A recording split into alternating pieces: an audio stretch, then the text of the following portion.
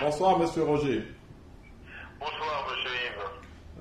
Nous avons eu je ne sais pas si on va dire une triste nouvelle pour certains et une bonne nouvelle pour d'autres, que l'empereur Collabo de Paris, Badivé, avait été agressé hier à Paris. Est-ce que c'est vrai ça?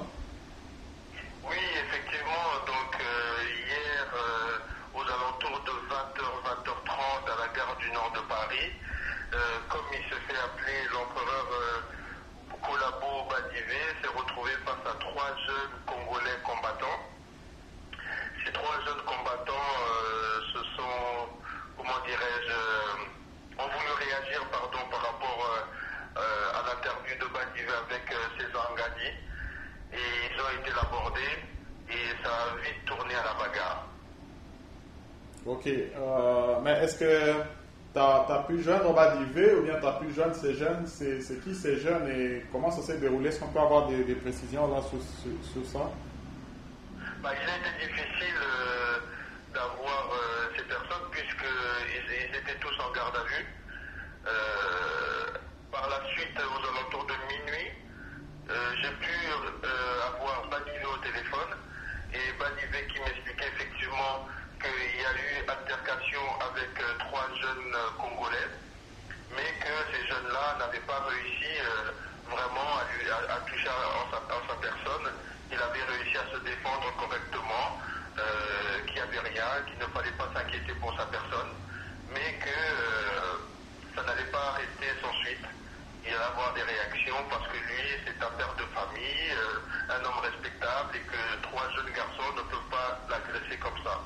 Mais est-ce que, pour ne pas t'interrompre, comment est-ce qu'ils se sont retrouvés en garde à vue? Donc la police a intervenu alors lors de la bagarre ou bien comment? La personne de Badivé, c'est celle-ci. Il était en train de descendre les escalators de la gare du Nord lorsque sa veste a été tirée par une personne. Il s'est retourné et il a vu trois jeunes autour de lui qui ont essayé de lui rouer de deux coups. Il a résisté, il s'est défendu. Et très vite, les policiers sont venus pour séparer, ils ont arrêté tout le monde. Mais dans la journée, aujourd'hui, jeudi en France, j'ai réussi à voir ces jeunes combattants qui ont essayé de tabasser Badivé, qui avaient, essayé de tabasser Badivé, et nous ont expliqué que, effectivement, eux, ils sont très en colère contre Badivé et ses propos, contre le combat et la révolution des Congolais. Et donc, ils ont réellement, et ils assument, voulu le tabasser. Et ils se sont jetés sur lui. Eux nous disent qu'ils l'ont bien tabassé, ils lui ont donné les coups comme il fallait, et que Badivé, s'il voulait, il n'avait qu'à accepter de nous envoyer une photo de lui ou de venir devant notre caméra pour pouvoir attester comme quoi il n'avait reçu aucun coup. Est-ce que toi tu as vu ces... Ils se sont retrouvés face à des... Parce qu'ici en France, il y a une opération qu'on appelle Vigipirate, où vous avez dans chaque gare des militaires qui se promènent pour surveiller, pour dissuader. Je voulais savoir... Quand ils ont vu les trois jeunes roués de coups Badivé, ils sont venus et ils auraient même sorti leur Kalachnikov pour dire aux jeunes de s'arrêter. Et les jeunes, ils n'auraient même pas écouté et ils ont continué à taper Badivé jusqu'à ce que la police vienne pour arrêter tout le monde. Et c'est là où ils se sont retrouvés en garde à vue. Je voulais savoir, mais si, est-ce que les jeunes avaient des signes de bagarre sur leur visage? Est-ce qu'eux aussi ont été touchés? Les jeunes ont refusé également de passer devant notre caméra pour témoigner, mais non, ils n'ont pas de signes, ils n'ont pas de traces, rien du tout qui puisse attester d'une bagarre ou de coups portés par Badivé sur leur personne. Ok, mais est-ce que tu penses que c'est quelque chose qui a été prémédité? Est-ce que Badivé a été suivi ou bien c'est juste une coïncidence? Non, il faut savoir une chose, c'est que Badivé a son secteur d'activité où il est énormément visible, c'est à Paris, gare du Nord.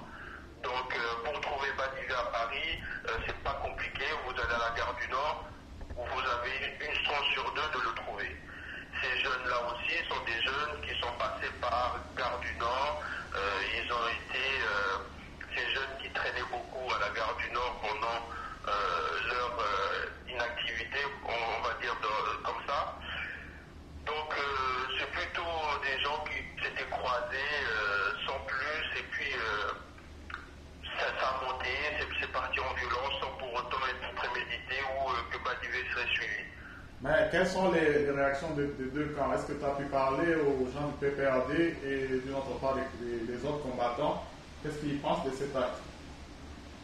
Bon, du côté de Badivé et de son équipe, c'est clair, avec le soutien de Papi Tamba, c'est que leur marche du mois d'octobre aura bien lieu et ils sont choqués, étonnés que la jeunesse puisse aujourd'hui s'en prendre à des parents, à des adultes. Badivé peut être un père pour ces jeunes-là.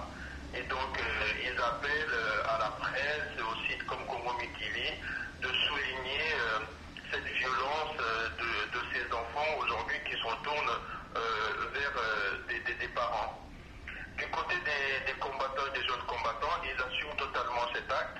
Non, mais je pensais plus les autres combattants. Badivé cherche à envenimer la situation en les insultant, parce que Badivé, dans le sujet avec César Gadi, a utilisé un mot un peu argotique en français, bolos. Bolos, en fait, c'est quasiment insulter la personne en le minimisant, en le faisant passer pour un moins que rien. Quelqu'un, bon, ça rentre dans différents contextes, mais c'est un mot vraiment réducteur. Ça vous met plus bas que terre. Quand il appelle les combattants des bolos, pour un jeune de banlieue, un jeune qui a grandi à Paris, c'est une insulte qu'il ne peut jamais accepter. Donc eux, s'étant vus insultés de bolos, ils ont voulu réagir. Mais je voulais savoir et la réaction du RCK et des autres combattants. Est-ce qu'ils ont réagi par rapport à ça? Non, pour l'instant, le RCK, le BPK, le collectif RD Congo, personne n'a réagi encore là-dessus. Bien sûr, ils sont tous au courant de ce qui s'est passé, mais il n'y a pas de réaction officielle de ces associations. Ok, mais pour clore le sujet et passer à un autre sujet, juste, vous avez pu croiser Roger Lumbala en France. Comment se passe son séjour là-bas? Alors effectivement, on a croisé Roger Lumbala et on a réalisé un sujet que vous pourrez bientôt visionner sur Congo Mikili. Son séjour se passe agréablement bien. Il est beaucoup soutenu. Il est malheureusement difficile à joindre au téléphone, mais il faut énormément insister parce qu'il reçoit énormément d'appels. Il a prévu plusieurs colloques. Il doit normalement faire une conférence en France samedi. Par la suite, il va aller en Belgique, après il va en Allemagne, il va en Hollande, et il revient et il rentre le 9 à Kinshasa. Mais dans l'ensemble, son séjour se passe bien. Il attend toujours l'aide des Congolais par rapport à sa chaîne de télé. Et vous êtes les bienvenus pour lui envoyer un Western Union ou autre. Vous avez la liste de tout ce dont il a besoin. Ok, bon, comme ça on va pas te prendre trop de temps, je crois que l'essentiel a été dit.